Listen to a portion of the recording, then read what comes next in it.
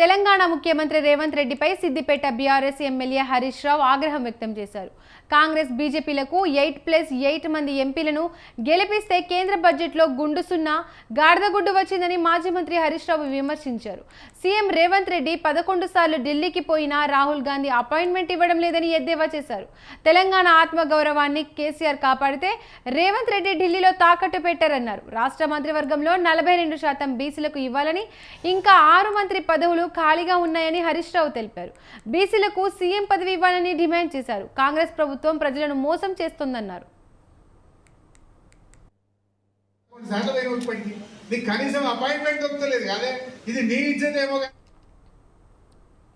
సిద్దిపేటలో జరిగిన ఓ కార్యక్రమంలో హరీష్ రావు పాల్గొన్నారు.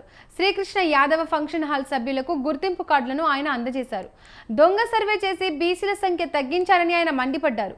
బీసీలకు 42% రిజర్వేషన్కు చట్టబద్ధత కల్పించిన తర్వాతే స్థానిక ఎన్నికలు నిర్వహించాలని అన్నారు. ఏదైనా భూమి పని కావాలంటే మంత్రులు 30% కమిషన్ అడుగుతున్నారని, కాంగ్రెస్ సర్కార్ తీసుకొచ్చింది భూమాత కాదని భూమేత అన్నారు.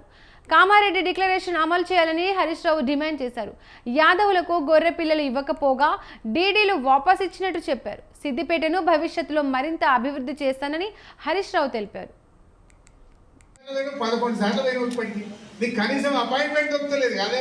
ఇది నీ ఇచ్చేదేమో కానీ తెలంగాణ ఇచ్చేది పోవట్టబట్టి తెలంగాణ గౌరవాన్ని నువ్వు తాకట్టు పెట్టు. నువ్వు ఢిల్లీ కాడ నువ్వు పోయి నార్త్ ఇండియా వాళ్ళ దగ్గర, ఢిల్లీ వాళ్ళ దగ్గర తాకట్టు పెట్టే పరిస్థితి తెచ్చినావు. ఇది కనీసం క్యాబినెట్ ఎక్స్పాన్షన్ అవుతుందా?